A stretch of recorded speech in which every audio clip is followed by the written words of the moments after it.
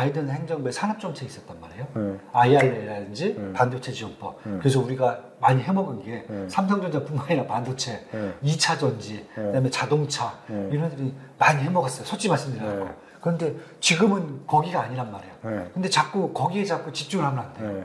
저기서 옮겨라. 그럼 어디로 옮겨야 되냐? 펀드멘탈이 좋은데 아직 저평가되는 종목들. 네, 오늘 긴급 시장 진단 해드리겠습니다. 자, 오늘 오랜만에 시티타임스 내에서 이제 저희들 방송 내용 보내드릴 텐데요.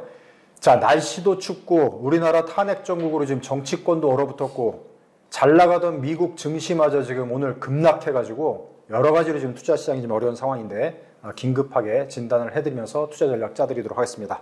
자, 오늘도 도움 말씀 위해서 그레너리 투자자문의 이완수 대표 나오셨습니다. 안녕하세요. 네, 안녕하십니까. 네. 자, 모든 게 추워요 지금. 마음도 춥고. 한 가지 좋았던 게 미국 증시하고 코인 시장이었는데, 그렇죠? 네. 지금 그것도 지금 다 떨어졌어요 지금. 네. 그래서 지금 투자하시던 분들, 조금이나마 수익을 보셨던 분들이 오늘은 또 패닉 상태에 빠졌거든요. 그렇죠. 네. 자, 일단 그 오늘 그 급락의 제1 원인은 그 FOMC 파월 의장 그 기자회견, 그다음에 금리 인하가 이제 생각보다 그 시장 기대치보다 지금 잘못된 루트로 가는 거 아니냐. 이런 게 지금 그렇죠. 가장 큰 타격을 줬다고 볼 수 있는데, 그 뭐 나왔던 팩트들은 뭐 거두절미하고 일단 파월 의장의 발언 중심으로 어떤 배경이 있는 건지 그걸 좀 분석을 해주시죠.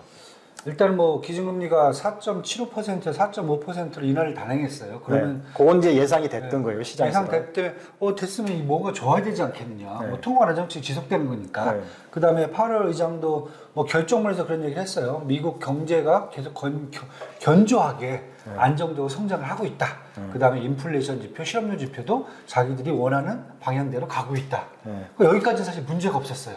이렇게 보면 너무 좋은 거거든요. 그런데 3, 6, 9, 12월 달에는 항상 FOMC가 회의를 하면서 점도표라든지 그 다음에 시장 전망치를 자꾸 내줘요. 근데 이것을 보고 나서 사람들이 이제 허걱한 거죠. 내년 전망치가 그렇죠. 예상과 다르게 너무 좀 매파적으로 나왔다. 그렇죠. 두 가지예요. 첫 번째는 점도표를 봤잖아요.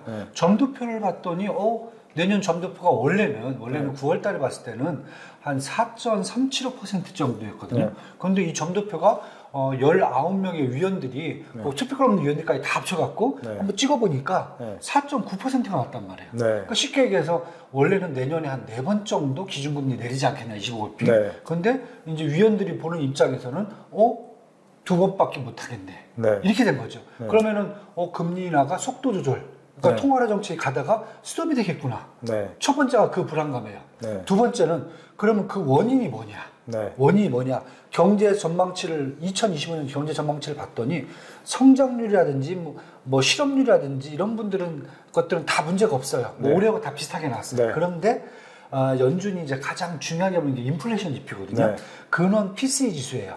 이것을 원래는 9월 달에는 내년도 2025년도를 한 2.2%까지 둔화될 거라고 봤는데 반대로 이번에는 2.5% 성장으로 상향 조정을 해버렸단 말이에요. 그래서 허걱한 거죠. 왜 그랬을까? 보니까 얘기가 그겁니다. 연준이라든지 파월 입장에서는 이 인플레이션은 다른 게 아니라 트럼프가 이기 정부가 들었으면 그렇죠. 이 정부가 들었으면은 관세 인상이라든지 기타 등등등 이런 정책 때문에 트럼프 플레이션이 분명히 발생할 거다. 그러니까 인플레가 유발이 된다. 그렇죠. 쉽게 얘기해서 지난번 FOMC하고 좀 달라진 거는 트럼프가 이제 당선이 됐고 그렇죠. 이기 정부가 구체화되면서 내년에 물가가 오를 것 같다. 맞아요. 근데 저는 사실은 오늘 보고도 이상하다고 생각한 게 뭐냐면 그것도 다 예상한 거잖아요. 예상보다는 그건 모르거든요. 모르는데 문제는 숫자로 확인을 했다는 거? 트럼프 당선된 이후에 사실은 양쪽 다 의견이 있었는데 증시라든지 채권 시장 모든 시장들은 트럼프가 설마 트럼플레이션을 내겠냐 좋은 쪽으로만 계속 해석이 됐어요. 좋은 쪽으로 해석을 했다? 그렇죠. 그래서 주식시장도 올라가고 코인 시장도 올라가고 특히 뭐냐면 트럼프가 와서 규제 완화하고 재정 적자를 축소시키면은 미국 경제가 더 좋아질 거다. 이런 생각으로 지금 시장이 쭉 왔는데 쉽게 얘기해서 연준에서는 아니야 그게 아니야. 바로 딴지를 걸어버린 거죠. 그렇게 되면 시장에서 보는 것은 이렇게 되면 연준이 보는 것은 완전히 틀리구나. 그렇다 보면은 내년에 원래는 트럼프가 계속 얘기했던 것은 자기가 집권하면은 연준은 가만히 있어.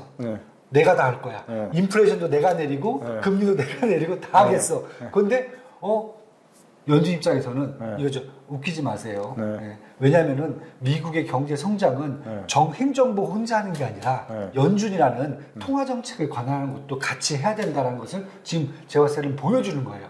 그러니까 이렇게 시장이 딱 치고 들어와 버리니까 시장 입장에서는 그동안에서 트럼프의 좋은 것만 봐왔는데 이제는 내년 되면은 트럼프하고 파월 간에 되게 갈등이 고조될수록 네. 어떻게 보면은 시장이 힘들어질 수도 있다. 전반기에는. 네. 이제 그런 느낌이죠. 그러니까 정치적 변수까지 가미가 돼버린. 그렇죠. 어떻게 그런 보면은 의미로? 예, 그렇죠. 이 파월 의장이 네. 트럼프한테 세게 소리 한번 질렀다. 네. 예, 그리고 그렇게 하지 마라. 네. 경고를 준 거다. 저는 그렇게 보여져요. 좋아요. 구독. 자, 그러면 조금 제가 또 이해가 되는 것 같아요. 이제 들으시는 분도 이제 조금 더 이해가 될 건데, 저는 사실은 다 예상됐던 건데 너무 시장이 과도하게 반응하지 않나 오늘 저는 그런 생각이 들었거든요. 왜냐하면 트럼플레이션도 다 얘기가 됐던 거고, 연준은 이제 아무래도 파월 의장은 경제 활동하는 사람이 아니니까, 투자가가 아니니까 당연히 냉정하게 어떤 거를 스탠스를 취할 것 같다고 생각해서 뭐 그러려니 했는데 시장은 너무 과도하게 급락을 해서 그렇죠. 왜 그런가 생각을 했더니 이제 이박이 얘기하는 걸 들어보니까 그럴 수 있겠다. 네. 거기서 추가적으로 또 하나 얘기를 했어요. 파웰이 마지막에 자기는 비트코인을 연방정부죠. 연방기금으로 보유할 생각이 없다. 네. 그리고 그것을 위해서 제도적 변경을 추구할 의사도 없다. 저는 사실 그 부분에 개인적으로는 상당히 눈여겨 이게 보이기도 들리기도 그러겠는데 코인이 막 지금 막 급등했잖아요. 그렇죠, 네. 근데 이제 파월이 완전히 그냥 찬물을 확 세기를 박으면서 사실 금융시장 보시면은 네. 금융주하고 네. 코인주가 계속 많이 올랐어요. 왜냐면 네. 같은 다 라인들이고, 네. 그 다음에 트럼프 같은 경우는 지금 눈에 보이는 것은 행정부가 이제 시작되면 이제 첫날, 출범 첫날 뭐 한 40개 행정명령 날린다고 네. 했잖아요. 네. 그런데 보면 행정부에 있는 지금 인사들을 보면은 네. 재무부 장관, 그다음에 상무부 장관, 뭐 SEC, 뭐 증권거래위원장 네. 다 보면은 네. 다 금융인들이에요. 네. 기업인들이에요. 그러니까 뭐냐면은 트럼프는 자기의 여론조사보다는 네. 어떻게 보면 주가 오른 것을 지금 더 코인 가격이 오른 것을 더 자기의 취적으로 생각할 그런 사람이거든요. 네. 그렇다고 하는데 지금 거기다가 파월이 찬물을 확 껴져버리니까 어제 보면 금융주하고 그 다음에 코인주 관련된 종목들 네. 엄청 많이 빠졌어요. 네. 자, 그러니까 이제 미국 정부 트럼프 2기 행정부가 기업가, 투자가, 금융거에 또 전문가들을 막 대거 기용을 하면서 하다못해 머스크까지 산업계 거물까지 해가지고 등장시키다 보니까 뭐 너무 기대감이 높은 그런 상황이었는데 연준의 이제 파월 의장이 볼 때는 뭐 하는 짓거리냐. 짓거리라. 뭘 하시는 겁니까? 이런 거예요. 어떻게 보면은 트럼프 행정부 2기에 맞짱을 뜬 거잖아요. 그렇죠. 경제 정책으로. 그렇죠. 맞습니다. 그러니까 왜냐면은 경제라는 거는 물론 기대감도 있고 뭐 여러 가지 그 희망 섞인 그걸로 해서 시장을 이끌어 가는 것도 있지만 상당히 냉정하게 봐야 되는 거고 또 너무 무리하면 안 되니까 이쪽 경제 관료들 이쪽 입장에서는 여러 가지 좀 제동을 걸 필요도 있었겠죠. 네. 그런 차원에서는 이제 향후 지금 그 조정 과정을 좀 지켜봐야 되겠네요. 네, 그것도 좀 중요하고요. 네. 그러면서 2025년도 이제 시장을 어떻게 봐야 될 건지 네. 사실 그것도 중요하거든요. 네. 미국 증시를 네. 뭐 지난번에도 한번 제가 간단하게 언급을 드렸지만은 리서치 하우스들은 미국 S&P를 내년에 네. 뭐 적게는 한 6,500, 네. 많게는 7,100까지 보거든요. 네. 뭐 6,500은 뭐 JP 모건인지 모건스탠 이런 뭐 큰 대형 사들로 그렇게 보고 있고 7,000은 뭐 도이치뱅크 그다음에 7,100은 오펜하이머인데 네. 이렇게 보면은 사실 뭐 내년에도 뭐 미국 증시가 리니어하게 그냥 쭉 가겠다 생각을 하는데 설문조사 중에 또 하나가 뭐가 있냐면은 그럼 내년에 미국 S&P의 변동성이 얼만큼 나올 수 있을까라고 네. 했을 경우에 마이너스 10% 정도 변동성은 봐야 된다라고 하는 의견이 한 80%가 넘어요. 네. 이게 뭐냐면은 트럼프 행정부 초기에는 네. 그 이전에는 기대감이잖아요. 네. 행정부가 시작되면 실제적으로 이게 트럼프가 얘기했던 대로 그러한 좋은 정책적인 결과들이 나올지 네. 그건 다 지켜봐야 된다는 거예요. 그 지켜보는 과정에서 주식시장이라든지 금융시장이 흔들릴 수 있다. 네. 횡보도 할 수 있고 뭐 좀 조정도 받을 수 있고 네. 그리고 그게 어느 정도 효과적인 게 증명이 돼야 네. 그래야 하반기 때 M7이라든지 빅테크를 중심으로 하반기 때 크게 끌고 올라갈 수 있다. 이렇게 지금 보거든요. 네. 저는 사실 그 시나리오로 되라면은 원래 저는 이제 연말 랠리까지 본 다음에 네. 트럼프가 1월 20일 날 출범하기 전에는 1월 달부터는 이제 조정으로 좀 들어갈 수 있지 않겠냐. 뭐 네. 조정이 횡보도 될 수 있고 기간 조정도 될 수 있고요. 그렇게 봤는데 이번에 파월 의장이 이렇게 던진 걸 보면은 네. 사실 그런 측면이 강해요. 네. 금리를 일단 한 거 보고 그 다음에 우리가 통화 정책을 쓰겠다. 금리나 속도 조절론 이렇게 나오는 거고 네. 그렇다고 보면은 저는 이번에 이제 파웰이 그걸 먼저 빨리 깨우쳐 준 게 아닌가. 네. 그래서 결국 이제 트럼프가 갖고 있었던 그 규제나 수혜주라는 이런 전반적인 부분들이 그동안 오른 것들이 이제 한번 행정부가 시작되기 전에 재평가되는 과정을 거쳐야 된다. 네. 네, 그렇게 지금 보입니다. 자, 그러면 이제 앞으로가 중요한데요.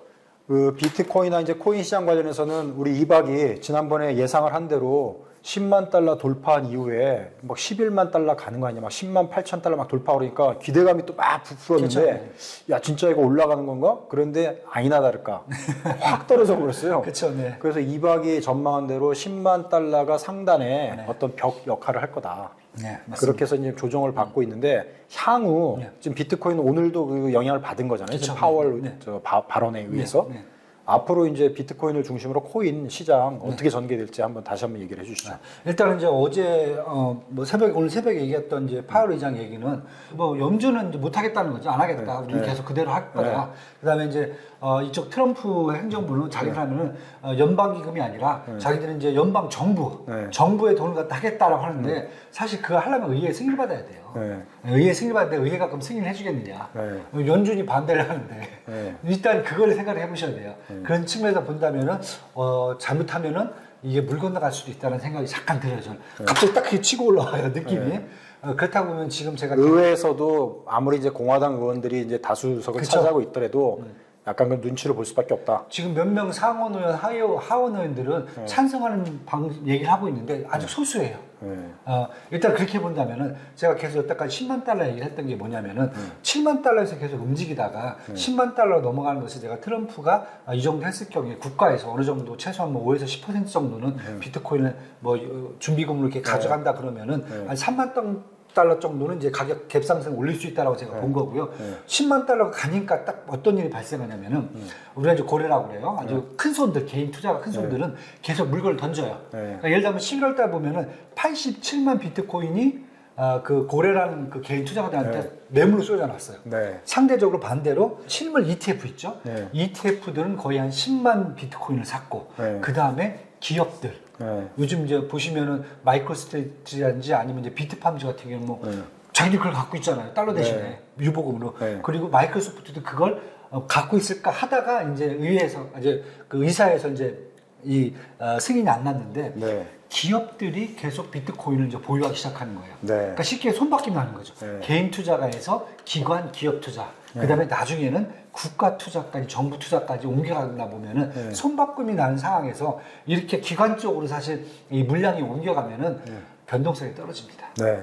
네, 그겁니다. 그래서 제가 10만 달러가 기점이 되지 않겠냐 얘기를 했는데 일단은 10만 달러에서는 계속 당분간 좀 변동성은 높아질 수 있다. 네. 그렇게 지금 보여져요. 그래서 만약에 트럼프가 만약에 못한다 의회에서 통과 못한다 이게 그랬을 경우에는 비트코인 가격이 조금 더 떨어질 수 있는 여지는 있지만은 중요한 것은 트럼프가 그거 하나만 얘기한 게 아니에요.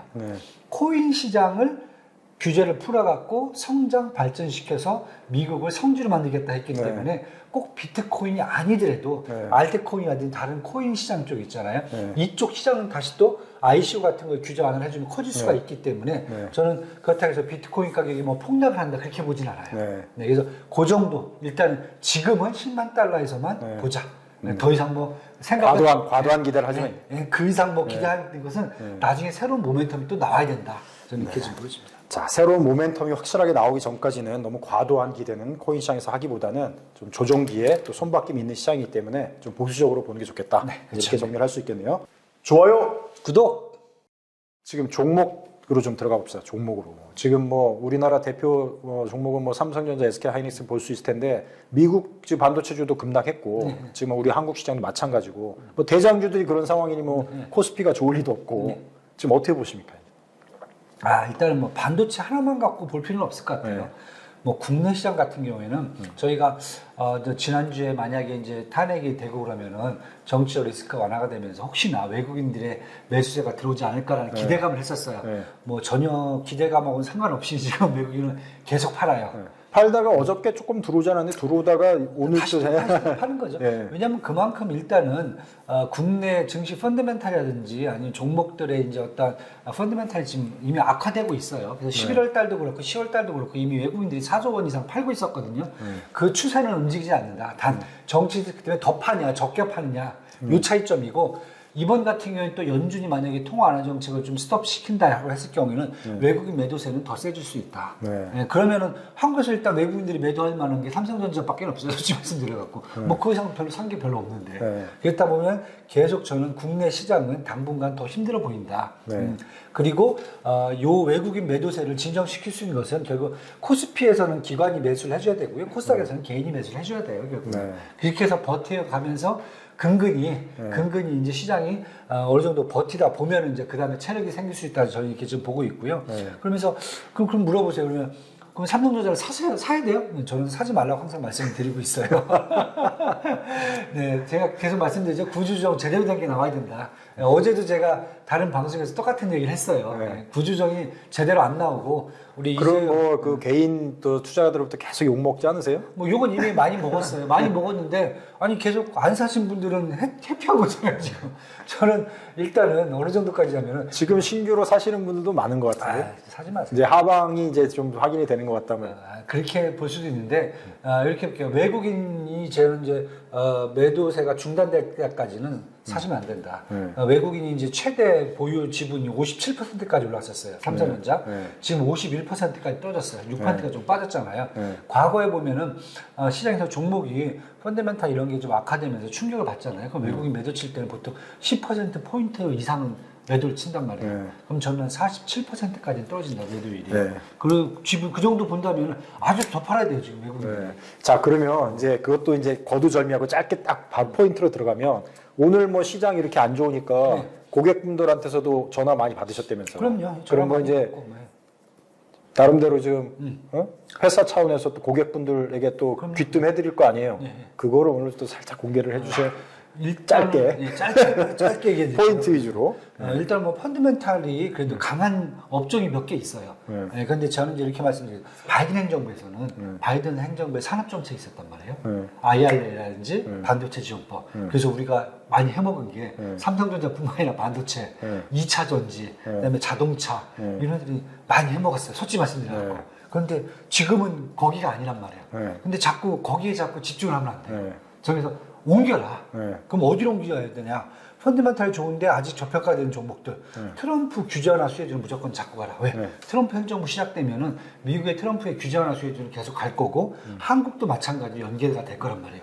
그래서 가장 큰 데가 저는 AI 어플리케이션이라든지 로보틱스 자율주행 같은 그다음에 코인하고 게임 그다음에 플랫폼 이것들 다 구동시키는 게 사실 플랫폼이거든요. 그럼 카카오라든지 네이버까지 다 보셔야 돼요. 코인하고 게임주 보신다면 위메이드부터 시작해갖고 이런 걸 다 보셔야 돼요. 자 그러면은 오늘 같은 경우에 그 카카오 관련주들이 다 또 많이 떨어지더라고요. 그러면 그런 것들이 이제 매수 타이밍이 될 수 있겠다. 저는 저가 매수 계속 하셔야 된다. 보면은 몰랐다 놨다 계속 아직도 이러고 있어요. 국내 종목으로 그렇죠. 따지면 그렇죠. 그렇게 연관이 되는 그렇죠. 플랫폼으로 연관이 되는 자동차주하고 2차 전지 보시면은 이게 아니라 그냥 일캐예요 지금. 네이버도 조금 오르다가 오늘은 좀 조정을 받는 그렇죠. 것 같고 계속 조정 받으면서 올라갔다 조정받다 반복을 할 거예요. 오히려 그런 종목들을 보는 게 낫겠다. 네. 삼성전자나 이런 거보다는. 그렇죠. 두산 로보틱스 보셔도 좋고 저는 그다음에 AI 셀바스라든지 아니면 코난 테크놀로지 같은 그런 이제 AI 관련된 어플리케이션 종목들이 괜찮아요. 자 그러면은 우리가 작년 재작년 한국 증시를 기준으로 따지면 반도체주들이 이제 어떻게 보면 시장을 주도했다고 볼 수 있잖아요. 상대적으로. 그러면 그런 주도주가 좀 바뀌는 추세에 있다. 반도체라고 제가 딱 집어 얘기할게요. 여태까지 한국을 주도했던 종목들이 일단 바꿔야 된다. 조금 바뀔 가능성이 높아진다. 저쪽 세상이 바뀌었는데 자꾸 미국의 영향을 받으니까 자꾸 다 죽어간 애들 붙잡고 뭐 하시려고. 저는 그게 너무 안타깝고 뭐 손절을 하든 뭘 하든 일단 포트폴리오를 계속 옮겨가야 되는 게 맞고요. 두 번째는 제가 이제 그렇게 트럼프 규제 완화 수혜주에 일단 우리도 발맞춰 가야 된다. 미국 코인 시장이 글로벌 성지로 가겠다는데 그럼 우리는 가만히 있어야 돼요? 아니잖아요. 이렇게 보시면 될 것 같고, 그다음에 두 번째는 제가 국제 경쟁력 강화. 뭐 트럼프 행정부가 됐든 뭐가 됐든 상관없이 우리가 잘하는 종목이 있어요. 업종이. 일단은 뭐 HBM 밸류체인은 무조건 우리가 전 세계 1등 아니에요. 뭐 이건 무조건 가야 되죠. 미국에 가면 아직도 못 따라오잖아요. 뭐 대만 걔들은 저기를 TSMC는 이쪽 그 파운드리를 하지 HBM을 한 게 아니잖아요. 이건 밸류체를 다 들고 가야 되죠. 그럼 한미 반도체부터 시작해서 SK 하이닉스는 붙잡고 가야 되는 거고, 조선하고 방사는 어차피 이제 환율이 떨어지니까 경쟁력이 더 좋아졌어요, 지금요. 거기다가 이제 미국의 이제 해군 쪽에 MRO까지 뭐 다 하겠다. 이것까지 나와 있잖아요. 앞으로 환율이 상당히 문제가 될 것 같아요. 환율이. 맞아요. 근데 자동차도 어떻게 보면 환율 때문에 혜택을 받을 수가 있는데 문제는 자동차는 미국에다가 주로 하잖아요. 그러니까 여기 또 그 관세 때문에 좀 힘들어요. 환율이. 그렇죠. 세 번째는 일단 제가 계속 말씀드렸는데 중국 소비 확대 수혜주. 요즘 중국이 막 그래서 아유 쟤들 또 저러다가 또 말겠지 그러는데 지금 시진핑 행정부는 필사적이에요. 전에 안 하던 통화 완화 정책까지 집어넣었어요. 이번에 내수를 확대 못 시키면은 사실은 수출에서는 일단 막히는 거잖아요. 그런데 1기 때 이미 트럼프랑 똑같이 싸웠었거든요. 그때도 마찬가지였어요.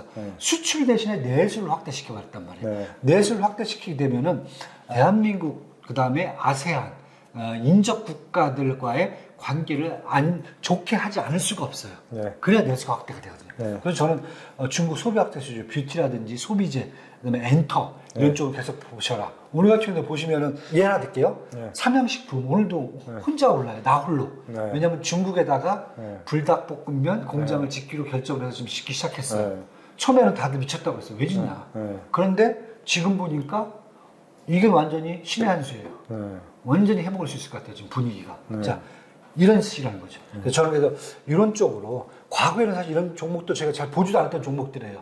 그런데 물론 자동차 뭐 이런 것들도 있지만은 그런 포트폴리오 위주에서 이제는 조금씩 이런 쪽으로 좀 바꿔가야 되지 않겠냐. 저는 이제 그렇게 지금 보고 있습니다. 자, 미국이 지금 급변을 하고 있고 정부가 지금 변화를 하고 있고 특히 정부가 그냥 바뀌는 게 아니라 정책적 변화가 상당히 바뀌기 때문에 그 변화의 추세, 그다음에 정책적인 변수들, 특히 오늘 같은 경우는 이제 그런 상황들이 되는데 이런 것들을 잘 눈여겨 봐가지고 적용을 한국에 해야지 너무 기존의 패턴대로 그쵸? 기존에 하던 대로만 해가지고는 이게 적응이 안 된다. 맞습니다. 그러니까 오늘은 약간 그런 포인트를 두고 이게 지금 며칠 상간으로 사실 시장이 좀 많이 급변하고 있어가지고 한 주 단위로 그때 포인트를 맞춰서 다시 한번 진단을 하고 전망을 하고 이렇게 하는 게 맞을 것 같아요. 그래서 오늘 뭐 특별히 더 전해주신 말씀이 없습니다. 오늘은 이 정도로 하고요. 마음을 치술해야죠. 네, 오늘은 조금 충격 받으신 분들도 있고 잔뜩 이제 기대하시던 분들도 상당히 많이 있었던 것 같아요. 코인이나 이제 급등 종목들을 이제 하나씩 갖고 계시던 분들. 근데 오늘은 상당히 충격들을 받으신 것 같아서 이게 시장이 다 그런 거니까 그래서 좀 차분하게 시장을 대응하시면서 투자 전략을 좀 점검하는 그런 시간으로 삼으시면 어떨까 이런 생각을 하게 됩니다. 저희가 드리는 투자 조언은 뭐 각자의 판단에서 하시는 거기 때문에 참고로 하시면 될 것 같고요. 내용이 유익하셨다면 좋아요, 구독 부탁드리겠습니다. 그래서 또 한 주간에 변화되는 상황들이 있으면은 그거 중심으로 해서 변수를 진단해 드리면서 또 투자 전략 전해드리도록 하겠습니다. 자, 오늘도 시청해 주셔서 고맙습니다.